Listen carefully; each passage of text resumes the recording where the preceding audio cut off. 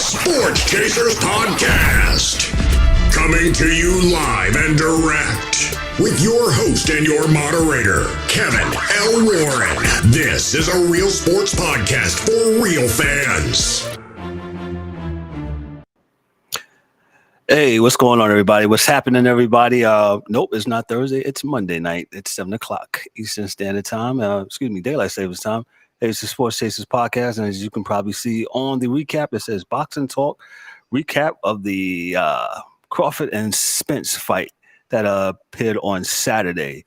Hey, we got the two boxing gurus that's on our channel here, Dubb and the DA. They're going to take it away. I'm going to give it to DA, man. So, hey, before I do that, remember to like, click, and subscribe to the channel. Make sure you also give us that 5-star review on Apple and Spotify. Dubb, take it away. Push that subscribe button, man. Yep. No doubt. Cost you nothing. Yeah. DA, what's up? What's popping? Hey, man, it was a interesting night. I hate to be right with stuff like this because, you know, for me as a boxing fan, it doesn't take away from the actual fight itself. You know, because I can appreciate what happened. So, and the artistry, which is the sweet science. So, it's not like other sports. This is definitely the sport where it's on you, your crew, your training, and styles still make fights. And this time around, I think Errol was in a bad spot. His style he couldn't adjust. There's not really many boxers that I know of and watch my whole life that have been able to adjust their style of fight within a fight. So Errol Spence is a dude that's always been able to walk through dudes, or he'll walk you down and, you know, just keep applying pressure, boom, boom, boom. But the same way a fighter comes to you is the same way he retreats. So he retreats going straight back to. He doesn't left, right, no head movement. He's not going to slip you. He's not going to move. And with him standing right there, you know, Bud Crawford knew where he was going to be at. And that's a big advantage to give somebody you're fighting is your location. So he knew he was going to be there. You could see the only times Bud missed is when Errol Spence went low and he swung over his head, you know, because he dipped. But he ain't go left or right. He just went lower, you know, in which case he probably could have got out of there a few rounds earlier had he caught an uppercut. But I did not think that Bud was going to be that much stronger. But it makes you sit back and say, okay, now we got to look back at these fights that Errol Spence had, D, and like say, what the hell was this? Right. You know, now you're thinking like, what the fuck? What? Hold on now. What? Well, all right, whatever. You know, because now I'm like, damn, I got to look at all these fights again to see if they was Fugazi or not. And I'm not going to say that because I respect any man boxers. It's a hard enough thing to do, period. Just training to get ready for that is monumentally hard to do. I mean, and we're talking about your amateurs, Golden Gloves, Olympics if you got that far, and then your professional career to get to a point to where you were champion, and then your defense is as champion. So I throw all that into your gumbo, and I got to go look back in the pot and see if those are real ingredients or if this is some McDonald's gumbo, because I'm not sure what that was. This is what we're seeing right now. It's a little scary. Yeah, man. That was, and like I told Kev tonight, this is Masterclass Monday because Bud Crawford put on an absolute show. I mean, it's no other way to say it. Bud Crawford was he was on point. His coordinates, he was the human GPS because his counter punches. Soon as Errol would throw a punch, he's coming over with the counter punch. Bow. When he called that 1-2, he hit Errol before Errol got his left hand back. He was hitting him. You understand what I'm saying? He was so precise and so sharp. That's the epitome of sharpness. He was sharp. He was sharp, bro. There was nothing. I didn't think that I would see Errol look like that. And this, like I said, I've heard all today. I've been listening, hearing a lot of guys making a lot of excuses out here, and I'm like, stop. oh, that wasn't the Errol that we know. Somebody stole the silver. Listen, it was July 29th. And I think the fight started about around approximately 11:30. It was early. And that was Errol Spence out there. I don't care. I don't know who else y'all think it was, but it was Errol Spence. He was out there. He fought. He even said no excuses. His timing, he attributes it to his timing being a little bit slower. But kudos. But me and you, we have said all along. We said Bud is different. This guy. I've been watching Bud for a long time, and I'm saying his fights are different. Yeah, he is different. Now I know Spencer's taller, bigger than Bud, but it's obvious that, and he even said it. It's obvious Bud was the strongest. Oh yeah, that Nebraska thing is something different out there, boy. Absolutely. And the thing that Errol actually, people don't talk about, that he actually got lucky with, because usually in a good fight with Bud Crawford, the dude will give him a fight, and then he'll get mad, and then he'll fuck you up in the end. Right. Bud didn't even have to do that. He actually let him live around the two. He let him live. Yeah. He actually let him live because I think because of the respect that he did have for him as I don't think Bud was actually as mad as towards Terrence Crawford, towards Errol Spence per se. He's probably mad at the people around. Yeah, the people around him. If there had been a Charlo in that ring, yeah. The shit out of that Yeah. Grandfather, mother, baby mother. Bro, yeah. I think he generally has a great respect for Errol Spence Jr. And he let him live because this fight was over. I think this fight was over. It should have been over in the 7th. Yeah. He took him around though if he's getting old. 36 years old. Right. Okay. He got knocked down in the 2nd, got twice down in the 7th. Yeah. Spence was knocked down in total 3 times out the whole fight. And what can he say? I mean, this wasn't. I mean, and I like Errol. I think Errol's a class act, good guy.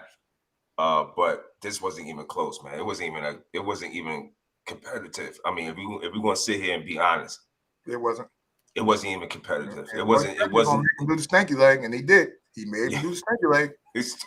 That leg was shaking in there, boy. That leg was shaking. Yeah. I know he's asking for a rematch, and listen, D. I could understand it if you think you're the fighter that you think you are, right, and the performance that you put forth on Saturday night, and you're saying to yourself, that's not me. I know I could do a hell of a lot better. However, us looking at the fight, we're looking at it like, bro, this is not what you want. The reality is he has to look at the film of that fight and see what can I do to change that? And is that change a change that can happen overnight, 6 months, 7 months? Because remember, habits, you build habits over a long period of time, right? And they've been pros for a while. Like I said, Spence fights one way, straight at you, straight back. So if you expecting him now to turn into Pernell Whitaker, it's not going to happen. He doesn't fight that way. He's not quick enough, and that's the reason why he's not a dude that moves left and right, because he's not a quick fighter. People think because guys are lightweights or they're welterweights that they're quick, or because they're slim. It's based upon your competition and who you're fighting against. So if you're faster than the rest of the welterweights, then you're fast. But if you're faster than the heavyweight and you're 147 pounds, what are you supposed to be? He wasn't faster than Bud. But what I do like, D, is that it looks like that the walls are coming down and the welterweights, lightweights, flyweights.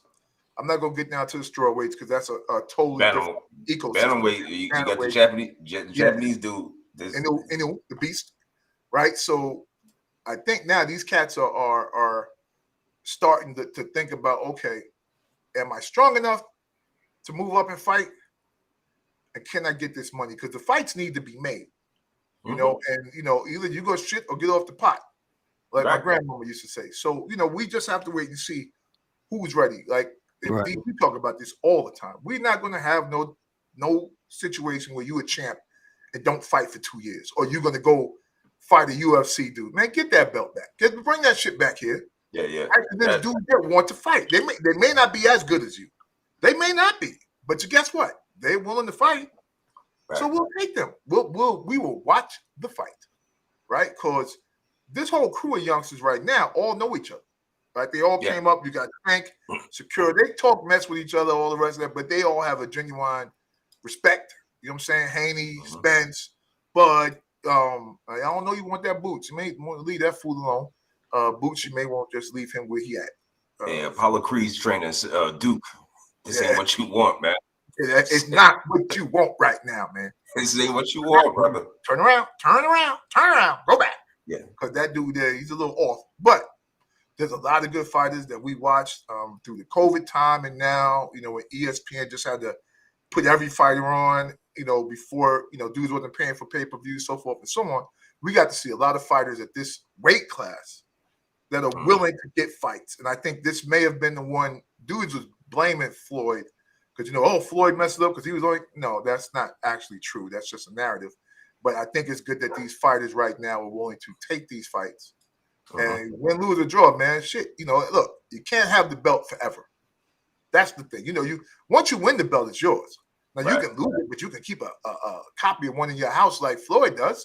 You ain't going to be champ forever, but you can keep a copy of that belt in your crib. But it's good that we need to see Tate fight this one, and we need to see Shakur fight Haney. We need to see these fights because that's when you get back to some point in time where the sport itself is going to start getting rid of all these damn belts in the linear champion and the 365-degree champion. And who's the best in this weight class? And then we could just have the fights. You'll sell a lot more fights that way. Yeah, true indeed. And, let me tell you this. This is one more thing while it's on my mind. We got to stop this other bullshit that just because a guy loses a fight. This guy, Errol Spence, is 28. This is his first loss. We got to stop this narrative that, he got to retire. I heard this fucking ridiculous take from a ridiculous, who. You know who. He's a cat. This guy is a casual fan. He's on a major TV show. Major network. Yeah. This guy said that. We're not calling his name? No, man, I don't need that. It's not gonna work because everybody knows who we're talking about. I'm not giving no props for this. But this motherfucker said he said Spence should retire. I'm like, bro. I think he should take a year off. 100%. He can leave. Yeah. He doesn't have a belt. Take a year off. He's only 33 years old, bro. This is the point. If you got a belt, you can't do it. And I'm sorry, that's just the way shit is, right? Because other people want that spot. But if you don't have a belt, money, you can bounce. You can leave. Facts. I'll be back in a year. But this notion that that he's no good, that he dropped one fight. Well, can I jump in here? I'm not a boxing aficionado. I too have been inundated with a couple messages. Oh man, what do you think? He should be retired. I said, you guys obviously don't watch boxing because that's not how this works. He lost one fight. One. Where's the camera at? One. Yeah, one fight.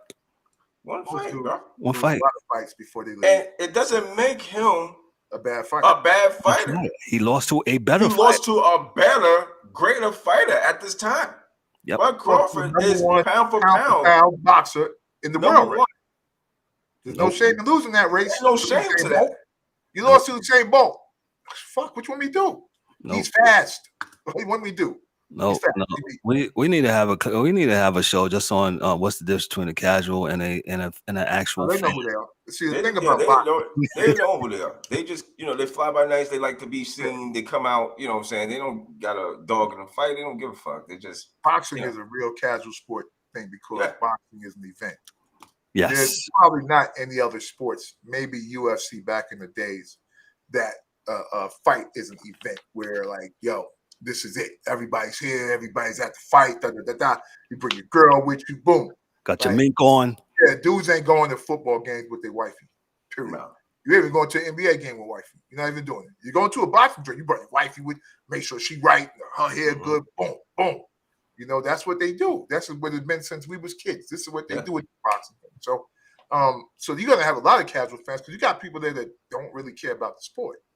No, well, they're there for the gladiators, man. And that testosterone get them right in the head, and they down to do whatever. Because, and I give this to them at ESPN. My man Max Kellerman says, now I will argue any one point with this because to me it's. He said if you got four corners, and you got a football game on one, basketball game on one, hockey match on the other, and a baseball game on another, all packed out. If two dudes go in the middle of those four corners and have a fight, everybody's leaving those sports to watch that fight. That's a whole fact. That's what it is. So the reality is it's an event. So you're going to have a lot of opinions from the outside of people that may or may not know a bunch about it. Because going back to what D is saying, like, we don't get the good fights as much as we used to, so people don't know what they're looking at anymore. Mm-hmm. You know, you're not getting the Hearns, Hagler, Sugar Ray, Duran, Wilfred Benitez, always good fights, good fights, good fights. We don't get that anymore. So, you know, that's why people take it for granted and they say, oh, you should quit because you lost a fight. Well, you know what? You lost something at the job. You need to quit too, right? You know, you lost your pen. So you got to quit too now, right? Fuck you, dumbass. What the hell? What? Stop. I mean, it was just crazy. Along with with the excuse making and he should retire. Well, that's part of America. Everybody gets an excuse even when you don't want an excuse. Dudes will give you one. Here's an excuse for you. Errol Spence, nah, I got my ass beat. No. You're good. This is Clarkson. Bud Crawford on Saturday night, to me, I love it because he totally put the world on notice that he's the man. Yeah. And it's him, and then all y'all gotta, capitulate to him now. You understand what I'm saying? He's the A side. Yeah. He's all the way the A side. Yeah, he is that. There's no other side but his now. Yeah. Ain't no more talking about flipping coins and who's coming out. How big the ring is, none of that shit. I don't want to hear none of that shit, nigga. You're going to be in there with a good sweat before I even leave my locker room. You're going to be there. I'll be on the way to the damn arena, and you'll be in the ring already. That's how much A-side I am. But, when you're the number one fighter in the world that you're supposed to get, that's what you're supposed to have. Fact. And like you said, the rest of these dudes now in those weight classes, line the fuck up. Yeah. Get it how you live. Get whatever fight you can get. Keith, one time, your job is to try to move up. So Keith, one time, Thurman, I seen you, brother. I seen you out there. I see you say you want the smoke. I don't know if that's what you want, bro. Keith, you've been out for a little bit. Yeah, you've been getting boxed up too when you was in there. Yeah. Keith got dealt with. Not that he can't fight, but he did get dealt with. He can fight. Yeah, right. But yeah. Fact, right? So, he probably we'll see. 5, but that 5 is a long drop from 1. So, that's the issue right now. It's a long drop from 1. And I guess we got to see what the numbers are for Saturday night's fight as far as the math is concerned and the money from the fight. I'll bring it up for you guys as you continue. Go ahead. Right. See. And then we'll see if it's coming back because, that's the one thing with boxing is whenever there's a fight, you're going to always hear that it's boxing back, is, this is that. And, dudes that love boxing. I think, D, you got more of appreciation than I do for the UFC thing. Though I know the shit is hard. Don't get me wrong. That shit is massively hard. Like some shit's like, that's you're crazy. But I could see how that doesn't really allow a lot of room because I guess that's the opposite side of what we talk about them needing to have a commissioner. So when you got a Dana, everybody don't get to blow up the way, in boxing, shit happens organically. Like you could have a dude that's just nicer than other dudes and come up through the ranks. He keeps winning. At some point in time, dude's gonna be like, yo, that's that dude. Whether, Bud was WBO, WBC, WBA, or IBF, he was WBO champ, but the reality was he was the best. And folks Yo, D, I stand corrected though. Keith Thurman is the number one. If I'm looking at this correctly, number one for the WBC for the WBC championship. So who's he's ranked number one. So the IBF is who? is Boots. Boots is number one. He's mandatory number one to fight. I might trip down some stairs. So Boots is next. I might have. Yo, man, Boots at this age, too young, man, boy. Whew. I got to watch a few more fights on Boots just to make sure. Boots. Because he was bigger than other dudes too at that way too. Boots might need to get. Yeah, he might have to get maybe one more fight in to see. Thick, man. And that next fight probably have to be a dominating fight. But here's the thing: again, if they moving up, if Crawford decides to move up to 154 and mess around with the Charlos and take his belt, but I don't know if he should be focusing on that because Charlo's looking at Canelo. Yeah, and that's something that if Charlo beats Canelo, Charlo gonna stay at one. He's gonna stay there. Yeah, he's not gonna drop back down. You understand? So it makes no sense. I'm getting the back right here, and now I'm the A side at this weight, and everybody has to come to see me. So everybody got you go. I'm not. Right. Yeah, everybody. I think that's what everybody wants is to be the A side and be able to kind of dictate the fight. Dictate what it is, where they fighting. You know, everybody wants those things, man. You're not really wanting to give that away. You know, because there is that's power. That's the power. You understand? Your money, chances of winning go up. It's just you're in a good spot. So, I definitely believe that it's a positive, man. For this weight classes, I think middleweight now is making a move, man. I still think the heavyweights are, out in the desert somewhere, not knowing what the fuck they're trying to do right now. Yeah, you got the heavyweights got a problem, although you have Joshua and Dylan White. Yeah, Dylan White. This is the second fight that's going to happen in I believe in next month, which is tomorrow. Where that fight will be going down in London. Yeah, and which goes back to I had a question about Derek James. Derek James is the trainer for Errol Spence Jr. and he just won the what is that, the trainer of the year, I believe. Yeah, where your concentration at? Yeah, sure enough ain't going this fight. I just said, right? So I'm just like, what was you looking at? What did you see? Why didn't you have another game plan for Errol? Why didn't you tell Errol to, hey, you got to stop standing in the way, standing in front of this guy? You're standing in front of him. You're not. You got to move off him. Why wasn't that said? Or was it said? Or bag. He got his bag. He's the trainer of the year, and he really, really, really was like, "Fuck it, I'm good." And I'm not gonna do it this way. You don't listen to me anyway. Okay. Let me jump in there real quick. D-Dub asked me to get the numbers for the fight. 700,000 pay-per-view buys, raking over 50 million in revenue. Okay, so I thought I heard a number that both fighters will walk away with 20 mil piece. Well, I know budget 20, so yeah, 20 mil piece. He ain't giving. He ain't coming in there just for 10 now. No, that's no. There's other money though, right? So you got concession. There's other money that comes. Yeah, and I didn't even talk about the stuff in the arena, but the fight was $84.95 on Showtime, and 700,000 people. T-Mobile Arena was the perfect venue for the Epic Class with a seat of 20,000 people. Earlier, it was estimated that 18,000 fans will fill the arena.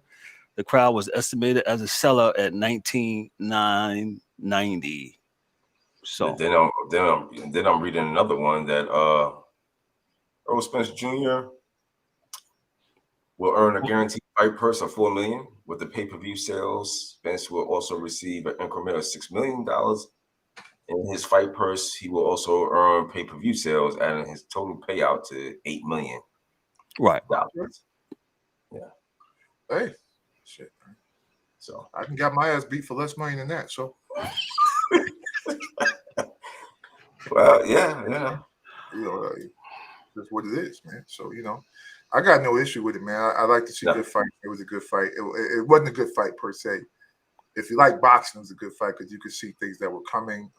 Right. Yeah. And I like to see guys that, Bud talked his shit, but it was a different kind of shit, I guess, because he backed it up, right? So whatever it was, he backed his up, so it wasn't talking shit. If you don't back it, it's talking shit. So he backed his up, and it wasn't talking shit.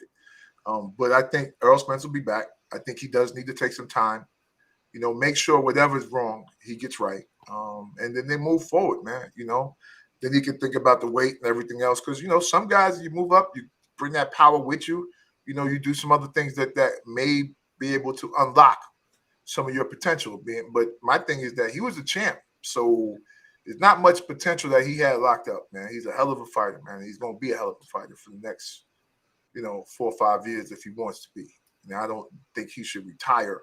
I think he's probably made enough money in his life that if he doesn't want to fight, he can do that. But if he still wants to do this, he can still do it. He can still do it now, Because Haney coming up, these dudes is coming up. I don't think Tank coming up because he's too short. Secure, I don't know if he's coming up because he's short. I don't know how much they can gain in weight. You know what I'm saying? Because they're still really, really shorter in stature than other fighters. But the reality was, hey man, I think it was a great event. I see so many dudes on Instagram and TikTok put their whole fucking foot in their mouth. It's just, Oh yeah, facts. I found it funny, man. My thing is like, you gotta listen to the guys that did it for a living and see what they said. And most dudes that did it for a living, Teddy Atlas, all these dudes like, nah, Bud Crawford, it's not even gonna be hard. When you hear shit like that, that's just like, well, okay, wow. Now you got these people are seeing something that you may not necessarily see or understand. But a lot of Correct. people don't. They don't take instruction well, right? So you say, man, don't smoke cigarettes. Man, I'm gonna smoke these Newports anyway. Okay, well, how you fuck? All right, so the reality is that within that world, over the last months, there's been a lot of fighters. If you take out all of the fanboyism and homeboyism in the sport, and you just go honest opinions, most honest opinions thought that Bud Crawford was a better fighter. So, Yep. D-Dubb, what's on tap? What's next before we get out of here? If you guys got anything else, what's on tap for boxing? The last show that you and DA did 2 weeks ago, I talked about how this is a very good year for boxing, how we're finally getting some of these fights that we want. So what's on tap?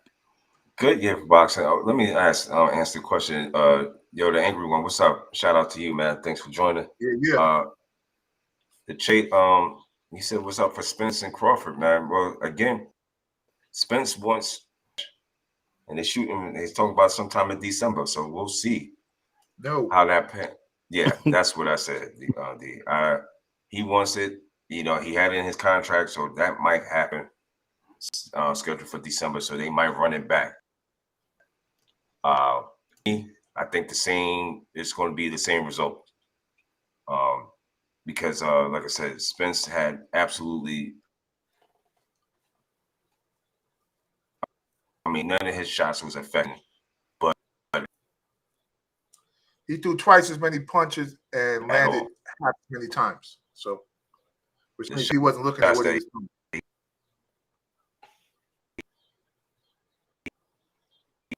I think we're losing D-Dubb. Go ahead. D-Dubb is frozen. There are a few fights coming up, man, but you got Joshua, you got Chris Eubanks, Usyk has a fight coming up. I'm so disappointed with the heavyweight. I said he got punched. It was just, he made it look easy. It was easy. It was just not what the boxing fans expected. D, your thing. Go ahead, DA. Because close for him. I think September Alvarez and I do it again, but